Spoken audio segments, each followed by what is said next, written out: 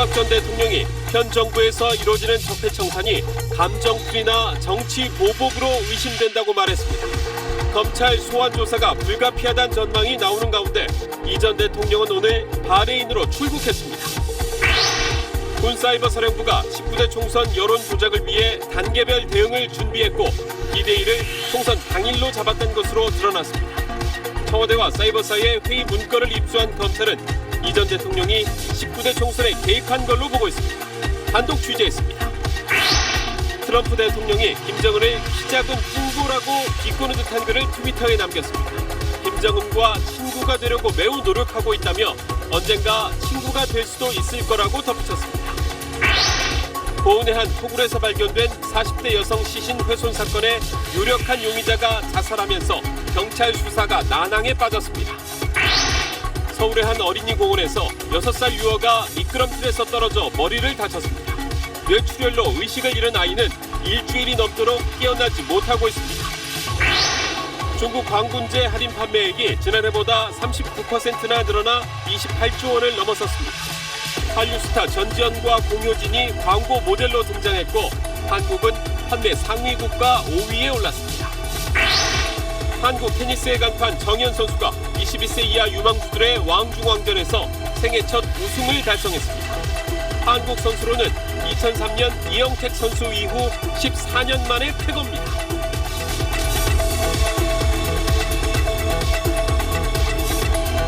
수소, 우주의 75%. 그 무한한 수소로 자동차를 달리게 하다. 현대자동차. 여러분 안녕하십니까? 이명박 전 대통령이 검찰 적폐청산 수사가 시작된 뒤 처음으로 직접 입장을 밝혔습니다. 적폐청산이 과연 개혁이냐고 되물으며 정치보복으로 의심된다고 말했습니다. 윤나라 기자가 보도합니다. 이명박 전 대통령은 오늘 오전 방연차 바레인으로 출국하기 위해 인천공항에 도착했습니다. 미소까지 띤 여유 있는 표정이었습니다. 하지만 문재인 정부의 적폐청산에 대한 입장을 밝히는 대목에선 목소리에 힘이 들어갔습니다. 적폐청산이라는 명목으로 이것이 과연 개혁이냐, 감정풀이냐, 정치적 보복이냐 이런 의심이 들기 시작했습니다. 군각 국정원에 대한 수사에 불만도 내비쳤습니다. 군의 조직이나 정보기관의 조직이 무차별적이고 불공정하게 다루어지는 것은 우리 안보를 더욱 위태롭게 만든다, 저는 이렇게 생각하고 있습니다. 군사이버사령부의 댓글 공작을 보고 받았느냐는 질문에는 예민하게 반응했습니다. 2013년 국정원 상식에 벗어나는 질문하지 마세요. 그 상식 안 맞아요. 이동관 전 청와대 홍보수석은 군과 정보기관 정치 공작의 문제점은 인정하면서도 이 전 대통령이 시시콜콜 지시한 바는 없다고 말했습니다. 잘못된 것이 있다면 메스로 환부를 종양을 도려내면 되는 거지. 지금 전체를 손발을 자르겠다고 도끼를 들고. 이 전 대통령의 언급에 대해 청와대는 적폐청산은 개인에 대한 처벌이 아닌 불공정한 특권 구조를 바꾸자는 것이라는 입장을 내놨습니다. 민주당과 국민의당도 정치보복이라는 말은 적반하장이라며 민주주의를 후퇴시킨 책임을 지라고 꼬집었지만 한국당은 이 전 대통령의 말이 적폐청산에 대한 국민적 우려를 표현한 것이라며 결국 국민도 등을 돌릴 것이라고 밝혔습니다. SBS 윤나라입니다. 하지만 상황은 이명박 전 대통령에게 유리하지 않습니다. 군사이버사령부가 19대 총선 당시 여론 조작을 위해 단계별 대응을 준비했고 D-Day를 총선 당일로 잡았던 게 SBS 취재 결과 확인됐습니다. 사이버사 문건에 나타난 내용인데 검찰은 이 전 대통령이 19대 총선에 개입한 것으로 보고 있습니다. 박상진 기자가 단독 보도합니다. 지난 2012년 3월 사이버사령부는 댓글 공작에 투입될 군무원 증원 등과 관련해 청와대와 회의를 진행했습니다. 이 회의는 당시 김태효 청와대 대외전략기획관의 요청으로 이루어졌는데 사이버사는 회의 뒤에 정리한 문건에서 향후 추진 항목에 총력 대응 체제로 전환한다고 밝혔습니다. 실제 사이버사는 댓글 공작을 날짜별로 서너 단계로 나눠 단계별 대응에 나섰습니다. 우선 종북 세력을 공격하고 중도 우파를 끌어들인 뒤 우익을 결집시킨다는 내용이었습니다. 그리고 단계별 대응이 끝나는 마지막 날짜는 4월 11일, 즉 19대 총선 당일이 D-Day였던 것으로 나타났습니다. 검찰은 이런 사이버사의 대응에 대해 19대 총선일인 4월 11일을 앞두고 댓글 공작을 통해 당시 여권의 선거운동을 지원한 걸로 판단하고 있습니다. 또한 사이버사 여론 조작의 최종 지시자로 지목되는 이명박 전 대통령이 선거에 개입한 유력한 정황으로 보고 있습니다. 검찰은 구속된 김관진 전 장관을 상대로 관련 내용을 확인했지만 전면 부인은 하지 못한 걸로 전해졌습니다. 검찰은 이 전 대통령을 직접 수사하기 위한 관련 진술과 증거를 추가로 확보하는 한편 당시 김 전 장관의 청와대 보고에 배석했던 김태효 전 기획관을 이르면 이번 주에 소환하는 방안을 검토하고 있습니다. SBS 박상진입니다. 이어서 어젯밤 있었던 한중 정상회담 소식입니다. 우리 정부는 이미 봉합된 사드 문제는 의제가 아니라고 했었는데 시진핑 주석은 초반부터 이 문제를 거론했습니다. 어떻게 된 건지 정영태 기자가 설명하겠습니다. 한중 정상은 어제 두 번째 만남에서 모든 분야 교류 협력을 조속히 정상화하기로 합의했습니다. 또 다음 달 중국에서 다시 만나 양국 간 미래지향적 발전 문제를 포괄적으로 논의하기로 했습니다. 지난달 말 협의문 발표로 사드 문제를 봉합한 데 따른 후속 조치입니다. 청와대는 회담 전 사드는 더는 의제가 아니라며 갈등 봉합을 강조했습니다. 하지만 회담 직후 중국 신화통신은 시 주석이 사드 배치와 관련해 한국의 책임 있는 자세를 촉구했다고 보도했습니다. 当前中韩关系和半岛局势正处于关键时期. 논란이 일자 청와대는 시 주석 발언은 협의문 발표를 재확인한 것일 뿐이라고 설명했습니다. 내경 항고 봄을 알리는 매화는 겨울 추위의 고통을 이겨낸다라는 사자성어가 있습니다. 시 주석도 새로운 출발, 좋은 시작이라고 했던 만큼 이번 발언은 중국 국내용이란 분석이 많습니다. 당장 문제가 될 가능성은 없다는 겁니다. 하지만 MD체계 불참 등 이른바 3노 방침을 놓고 중국과 갈등이 재점화할 위험은 남아 있습니다. 내일부터 필리핀에서 열리는 아세안 플러스 3 정상회의 기간에 예정된 문 대통령과 리커창 중국 총리의 회담 결과도 주목됩니다. 마닐라에서 SBS 정영태입니다. 트럼프 미국 대통령이 북한 김정은을 향해 키 작은 뚱보라고 비꼬는 듯한 글을 남겼습니다. 북한이 자신을 늙은 미치광이라고 하자 반격한 거죠. 자, 여기까지는 늘 있어왔던 상호 비방인데 조금만 더 들여다보면 묘하게 분위기가 다릅니다. 한세현 기자입니다. 아시아 순방 중인 트럼프 대통령이 북한 김정은 위원장을 조롱하는 듯한 트윗을 날렸습니다. 자신은 김정은을 향해 키 작은 뚱보라고 말하지 않는데 왜 자신을 늑다리라고 비난하느냐는 겁니다. 그러면서 자신은 김정은과 친구가 되려고 매우 노력하고 있다며 아마 언젠간 친구가 될 수도 있을 거라고 덧붙였습니다. Strange things happen in life. That might be a strange thing to happen. But it's certainly a possibility. If that did happen, it would be a good thing for, I can tell you, for North Korea. But it would also be good for lots of other places and it would be good for the world. 북한의 비난을 비꼬아 맞받아치면서도 관계 개선 여지는 남겨둔 걸로 풀이됩니다. 실제로 최근 양측 간 달라진 분위기는 곳곳에서 감지됩니다. 틸러슨 미 국무장관은 그제 북한과 두세 개 채널을 가동하고 있으며 서로가 첫 대화를 할 때가 됐다고 말할 날이 올 거라고 밝혔습니다. 이에 화답하듯 북한도 어제 대미 비난을 성명이 아닌 담화로 격을 낮추고 보복 조치도 언급하지 않는 등 비난 수위를 조절했습니다. 이 때문에 미국과 두 달가량 도발을 멈춘 북한이 대화 국면을 염두에 두고 있다는 분석이 조심스럽게 제기되고 있습니다. SBS 한세현입니다. 하지만 한미연합훈련 강도는 더 높아졌습니다. 미군의 최강 항공모함 3척이 현재 울릉도 남쪽 공해상에 집결해 있고 전략폭격기 B-1B도 예고 없이 가세하면서 북한 전역을 타격하는 시나리오가 가동됐습니다. 김태훈 국방전문기자입니다. 미 해군 항모 레이건함, 루스벨트함, 니미츠함이 울릉도 남쪽 해상에 집결했습니다. 각 항공모함은 항공기 7, 80대씩 탑재하고 핵추진 잠수함, 이지스함으로 구성된 전단을 이끌고 있습니다. 한국 해군과 함께 북한 핵심 전력의 초토화를 가정한 초고강도 대북 압박을 펼쳤습니다. 핵추진 잠수함들이 북한의 잠수함 기지인 심포와 마양도를 봉쇄하고 전자전기 그라울러가 북한 방공망의 통신 체계를 무력화한 뒤 북한 전역을 타격하는 시나리오가 가동됐습니다.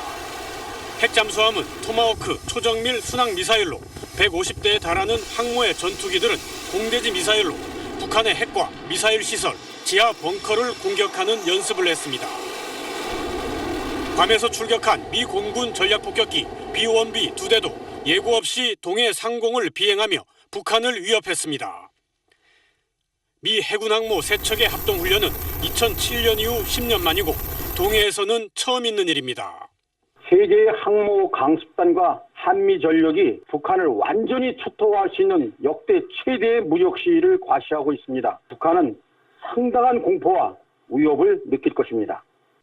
북한은 지난달부터 중부 지역에서 미사일 발사 차량을 움직였고 원산 해안에서는 장사정포 수백 문으로 화력 시범 준비를 마쳤습니다. 하지만 2달 가까이 추가 도발에 나서진 않고 있습니다. SBS 김태훈입니다. 다음 소식입니다. 충북 보은의 한 토굴에서 발견된 40대 여성 시신 훼손 사건의 유력한 용의자가 스스로 목숨을 끊었습니다. 범행 동기를 파악하기 어려워졌습니다. CJB 개희수 기자가 보도합니다. 실종 신고 상태였던 47살 탕모 여인이 숨진 채 발견된 시각은 어제 오후 3시쯤. 탁시의 시신은 훼손된 채 마대자루 3개에 나뉘어 담겨 있었습니다. 지난 5일 실종 신고가 접수된 여성은 시신이 훼손된 채 이 토굴에서 발견됐습니다. 경찰은 1차 검시 결과 탁시의 시신에서 목 졸림 흔적을 발견했습니다. 경찰은 탁시의 청주집에서 함께 나갔다가 혼자 돌아온 모습이 CCTV에 찍힌 남자친구 64살 송모 씨를 유력한 용의자로 보고 있습니다. 하지만 송 씨가 경찰의 1차 참고인 조사 뒤 귀가해 유서를 남기고 음독 자살함에 따라 사건 경위를 푸는데 애를 먹고 있습니다. 둘 사이는 2년 전부터 각별해졌고 최근 금전 문제로 갈등을 빚었다는 정도가 경찰이 파악한 전부입니다. 용의자와 피해자 사이에 일부 금전 관계가 확인되고는 있습니다. 근데 그것이 범행과 관련이 돼 있는 그런 범행 동기가 될 만한 부분인지는 현재 확인 조사 중에 있습니다. 경찰은 탁시 살해 여부와 시신 훼손 도구를 가리기 위해 국립과학수사연구원에 시신 부검을 의뢰하는 한편 용의자 송 씨의 집에서 수거한 가검물을 분석하고 있습니다. CJB 뉴스 개희수입니다. 서울의 한 어린이 공원에서 6살 아이가 미끄럼틀에서 떨어져 머리를 다쳤습니다. 뇌출혈로 의식을 잃은 아이는 안타깝게 일주일 넘도록 깨어나지 못하고 있습니다. 전형우 기자의 단독 보도입니다. 한 아이가 미끄럼틀을 거꾸로 오르더니 잠시 뒤 바닥으로 떨어집니다. 아이는 잠깐 걷다가 주저앉더니 결국 드러눕습니다. 사람들이 모여들고 아이는 들것에 실려갑니다. 지난 4일 서초구의 한 어린이 공원에서 6살 손모 군이 미끄럼틀에서 떨어져 머리를 다쳤습니다. 골절이나 겉으로 드러나는 외상은 없었지만 심한 뇌출혈로 의식을 잃어 위독한 상태입니다. 의식이 있으신 나밖에 없어요. 세계적으로 뛰어난 사례가 있나 그런 거 검색하고 있어요. 사고 현장입니다. 보시는 이 미끄럼틀에서 아이가 추락해 머리를 크게 다쳤는데 높이를 재보니 보시는 것처럼 110cm밖에 되지 않습니다. 담당 구청은 지난 9월 말 어린이 공원의 바닥 포장을 새로 했는데 바닥 탄성 검사 전에 공원을 개방했습니다. 그분들도 일정이 있기 때문에 바로 나온 것은 아니고 실제적으로 이제 나온 것은 사고가 난 이후로 이렇게 왔어요. 계속 개방 못하면 또 주민들이 이용하는 그 주변에 공원도 없는데. SBS가 검사기관에 의뢰해 탄성 검사를 해봤습니다. 놀이기구에서 떨어졌을 때 머리를 다치는 정도를 나타내는 두부상의 기준값은 1000 이하가 기준인데 검사 결과 500 정도로 나왔습니다. 시설 검사에서 합격했다 그래서 마음을 놓아서는 안 된다라는 사실이에요. 어린이 놀이시설 안전 기준 자체는 기술적 측면의 최소한의 안전성만을 확보하는 최저 기준일 뿐이고 놀이터 사고 중 63%가 추락으로 일어납니다. 또 조합놀이대와 미끄럼틀에서 나는 사고가 43%에 달하는 만큼 사고 빈도가 높은 놀이시설 주변 포장재는 안전 기준을 높일 필요가 있습니다. SBS 전용호입니다. 전태일 열사 47주기를 하루 앞둔 오늘 서울 도심에서 민주노총 조합원 5만 명이 모인 대규모 집회가 열렸습니다. 또 시내 곳곳에선 고공농성도 잇따랐습니다. 이호건 기자의 보도입니다. 시청 앞 서울광장이 민주노총 소속 노동자들로 가득 찼습니다.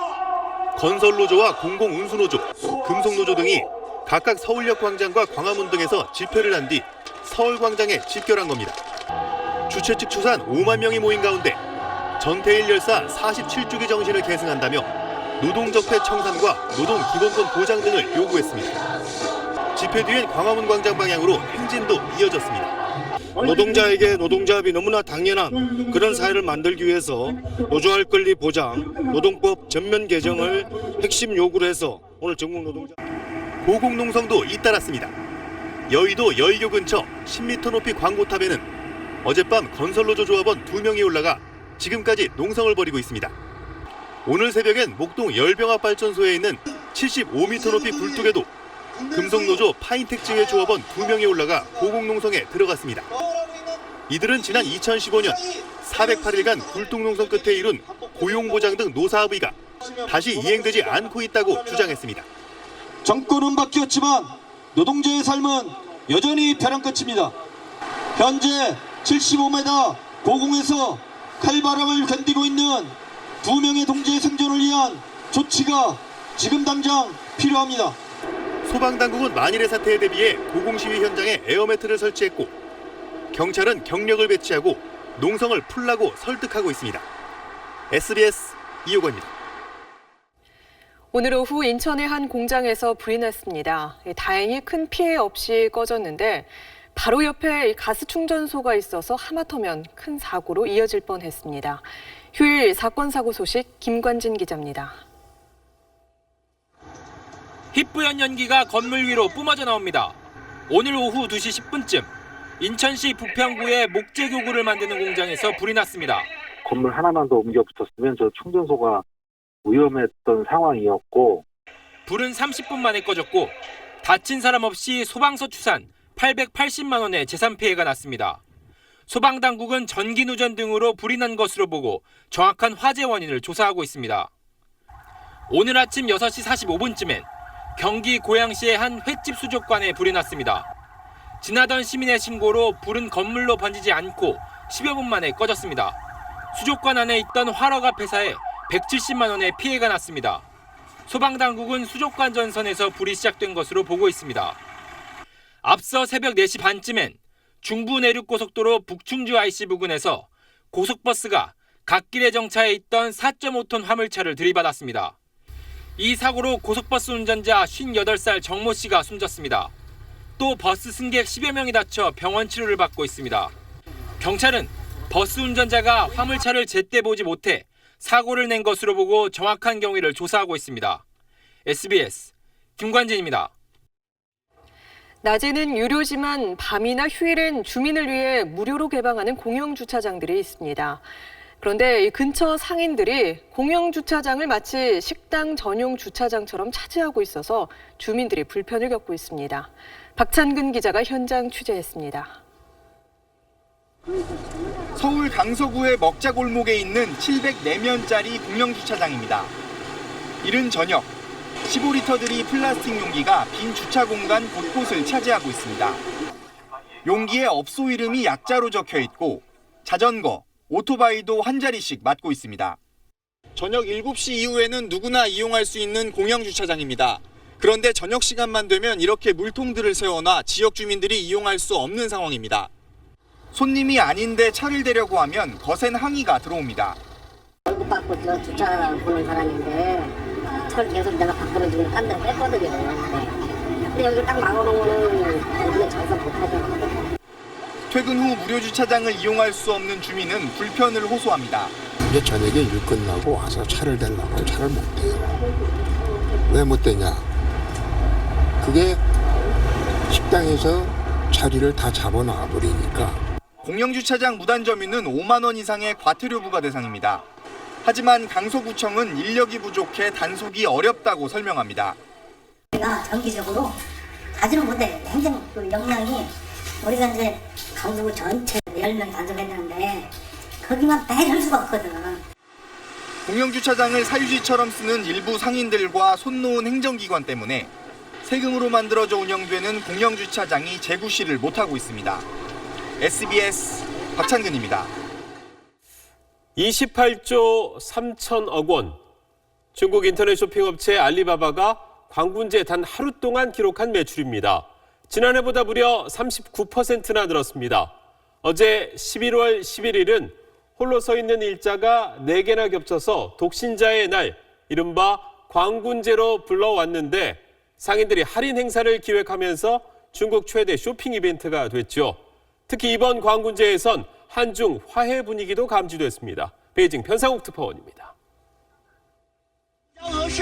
알리바바가 24시간 동안 올린 매출액은 삼성전자의 지난해 1년 매출을 단 일주일이면 달성할 수 있는 액수입니다. 광군제의 폭발적 매출 증가는 간편한 모바일 구매가 급증했기 때문입니다. 올해 행사에서 스마트폰 등을 이용한 모바일 쇼핑 비율은 처음으로 90%에 달했습니다. 体现了我们整个中国的这个商业力量的进步，也体现了中国消费升级的需求和生活方式的一个巨大的变化。 해외 수입 상품 판매 순위에서 한국은 일본과 미국 등에 이어 5위를 차지했습니다. 지난해 3위에서 2계단 떨어졌지만 사드 갈등으로 인한 반한 감정이 완전히 해소되지 않은 속에서 가능성을 확인했다는 평가입니다. 할인 행사 광고에는 한류 스타 전지현 씨가 등장해 한류 경제의 회복 조짐을 보였습니다.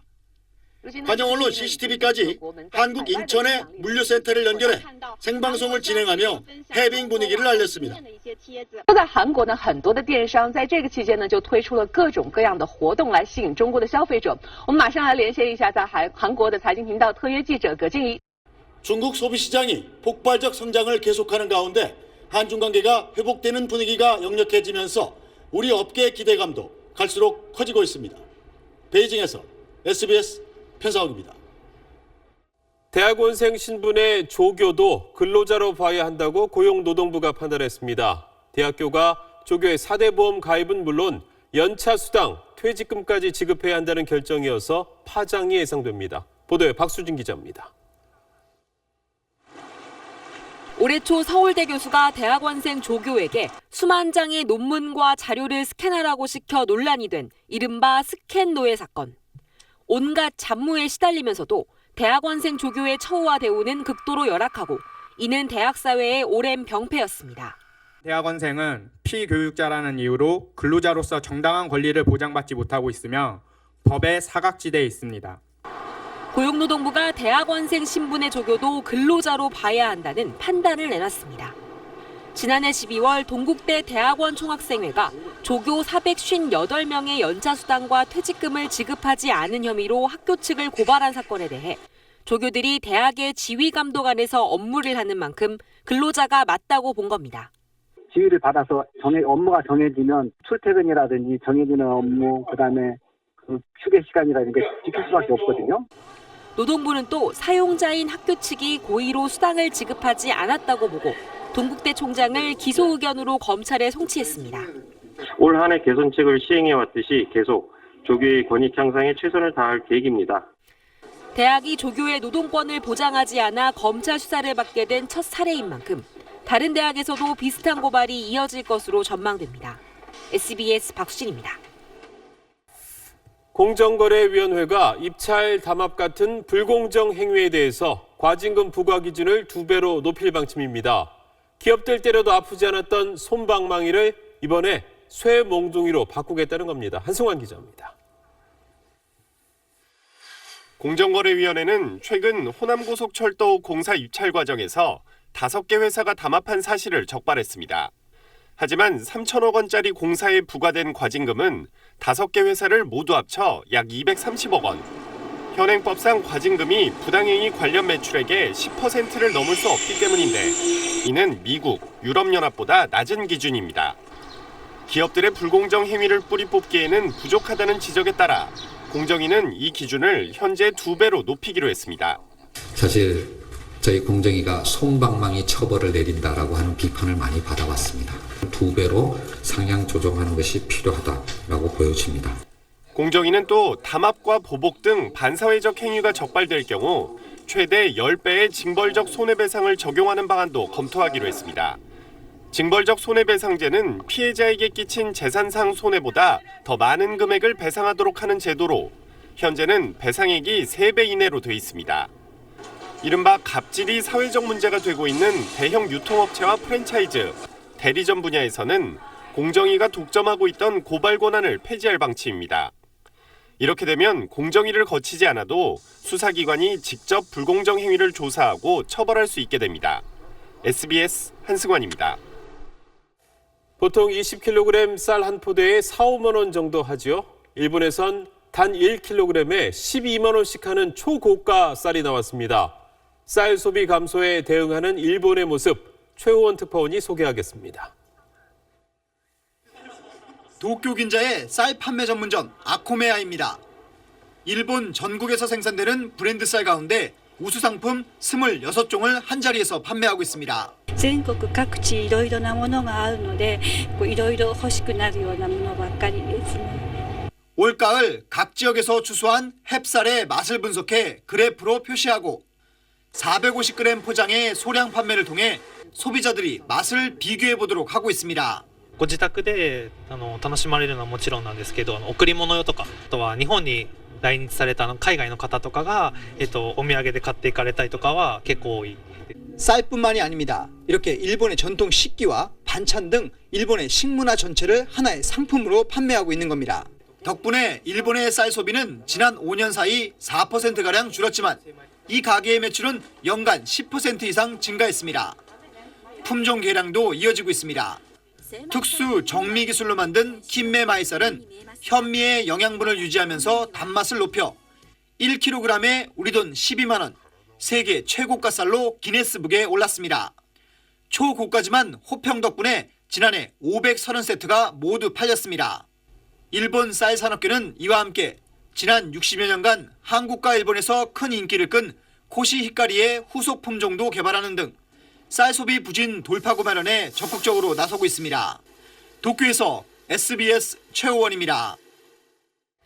젊은 세대가 결혼이나 출산을 미루는 이유는 주로 신혼집 마련이나 양육비 같은 경제적 문제가 많습니다. 그런데 여성들이 결혼을 미루는 또 다른 이유가 있습니다. 아이 낳고 싶은 대한민국 시리즈 남주현 기자가 보도합니다. 30살 이수빈 씨는 지난해 직장을 그만두고 대학원에 진학했습니다. 당시 주위 반응은 냉랭했습니다. 왜 너 그만두냐고? 빨리 결혼하고 연애하고 애 낳고 결혼해야 하고 이런 얘기를 막 하는 거예요. 나이가 찼다고 쫓기듯 결혼하고 싶지 않다는 여성이 많습니다. 결혼을 통해 형성되는 시댁 식구들과의 관계도 부담스럽다는 겁니다. 결혼을 한 언니들을 보면 그렇게 얘기를 해요. 내가 친정 엄마한테도 이렇게 안 하는데 시댁분들한테 이렇게 해야 되나라는.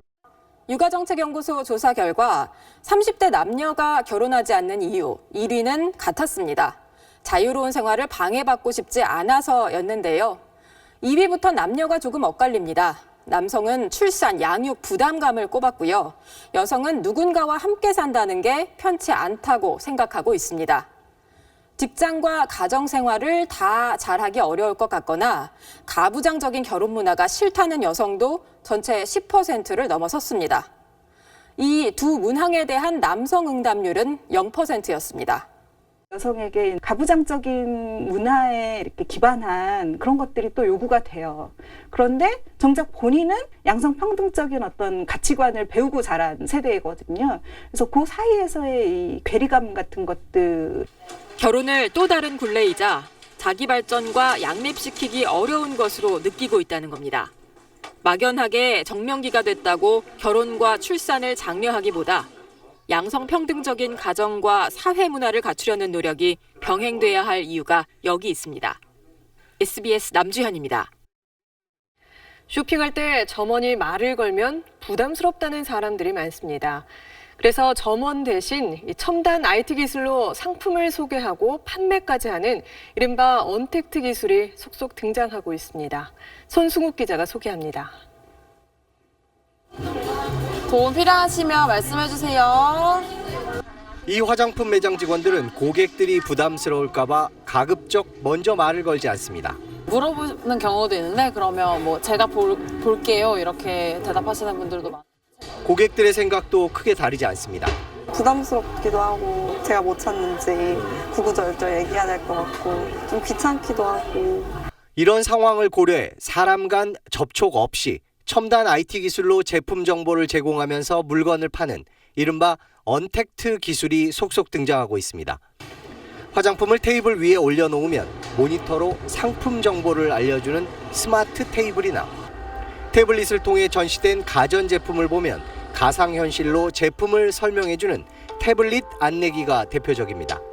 점점 다양해지고 선택사항이 많아지는 커피 전문점의 음료를 점원에게 말 건네지 않고도 주문할 수 있는 스마트폰 앱도 인기입니다. 주문 받으면서 오류도 많고 그래서 줄 서기 귀찮아서기보다는 정확한 주문을 위해서 대인관계에 피로감을 느끼는 소비자에게 보다 정확하고 풍부한 정보를 제공할 수 있다는 점 때문에 이런 언택트 마케팅은 더 빠르게 확산할 것으로 보입니다. SBS 손승욱입니다. 하늘 아래 첫 동네로 불리는 지리산의 한 마을이 50년 만에 다시 자연의 품으로 돌아갔습니다. 주민들이 살던 집터는 반달곰의 보금자리로 바뀌게 됩니다. 이용식 기자가 취재했습니다. 해발 750m, 지리산 달궁계곡 제일 높은 곳에 자리 잡은 심원마을입니다. 50년 전 몇 안 되는 주민이 임산물과 토종꿀을 채취하며 모여 살던 이곳에 식당과 펜션이 속속 들어서면서 계곡 오염에 대한 우려가 끊이질 않았습니다. 2013년 복원 사업이 시작돼 5년에 걸친 이주 끝에 지난 6월 마을이 비워졌고 건물 55동도 모두 철거됐습니다. 이왕에 이렇게 우리 주민들이 나왔으니까 앞으로 거기를 잘 보존했으면 좋겠어요. 주민이 떠난 마을은 반야봉과 노구단, 만복대 봉우리로 둘러싸여 생태적 보전 가치가 높은 데다 멸종위기 1급 반달곰의 서식지와도 연결된 지역입니다. 흙이 드러난 마을터에는 묘목 4만 8천 그루를 심었습니다. 국수나무, 병꽃나무 등 지리산에 자생하는 나무들입니다. 마을로 들어오는 아스팔트 포장도로도 이처럼 말끔하게 치워졌고 대신 흙과 어린 나무들이 들어섰습니다. 숲이 되살아나는 과정과 야생동물을 관찰할 고성능 CCTV 넉 대도 설치했습니다. 입구에서부터 통제를 합니다. 그래서 학술 연구 목적 외에는 이곳에 들어오지 못하도록 하고자 합니다. 하늘 아래 첫 동네 심원마을은 반세기 만에 자연의 품으로 돌아가 지리산의 핵심 생태계 보호 지역으로 거듭나게 됐습니다. SBS 이용식입니다.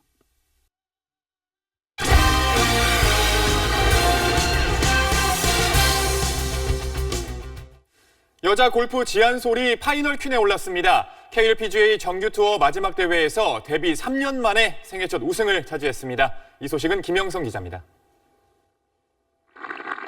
지한솔이 15번 홀 왼쪽에서 오른쪽으로 휘어지는 8m 내리막 버디 퍼트에 성공하고 주먹을 불끈 줍니다.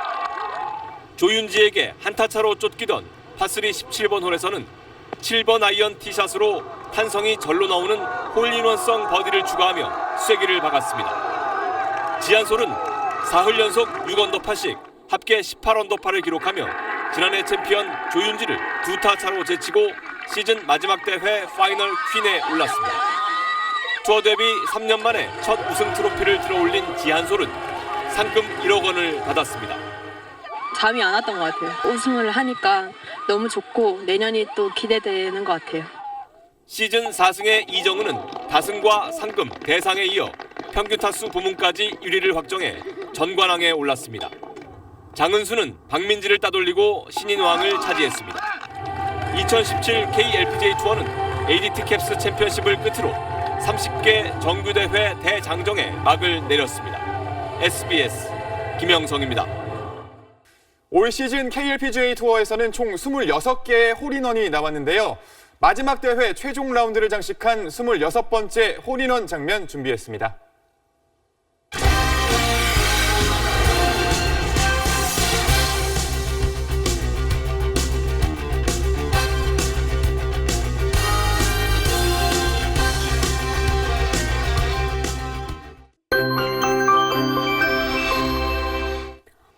쾌청한 하늘에 가을 햇살이 눈부시게 쏟아진 하루였습니다. 내일은 전국에 구름이 가득한 가운데 아침 추위는 오늘보단 덜하겠습니다. 서울 아침 기온은 5도, 대구는 2도로 오늘보다 2도에서 5도가량 높게 출발하겠고요. 한낮에는 대부분 지방 15도 안팎까지 기온이 올라서 일교차도 10도 이상으로 크게 벌어지겠습니다. 다만 깨끗한 공기도 잠시 내일 저녁부터 중국발 미세먼지가 유입되면서 중서부 지방을 중심으로 다시 먼지 농도가 짙게 나타나겠습니다. 내일 중부지방은 차츰 흐려지겠습니다. 오후에는 빗방울이 떨어지는 곳이 있겠고 밤 사이에는 수도권과 충청 북부지방에서 5mm 미만의 비도 조금 내리겠습니다. 남부지방은 종일 구름이 가득하겠고요. 아침에는 내륙 지역에 짙은 안개 끼는 곳이 있겠습니다. 화요일 새벽 사이에는 호남지방에서도 비가 살짝 내리겠고요. 수능일인 목요일에는 서울 기온도 영하권으로 뚝 떨어지겠습니다. 날씨였습니다.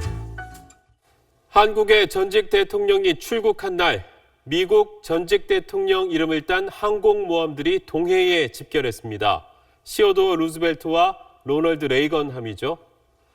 만약 우리도 언젠가 항공모함을 갖게 된다면 어떤 이름을 붙일 수 있을지 잠시 생각해봤습니다. 뉴스 마치겠습니다. 고맙습니다.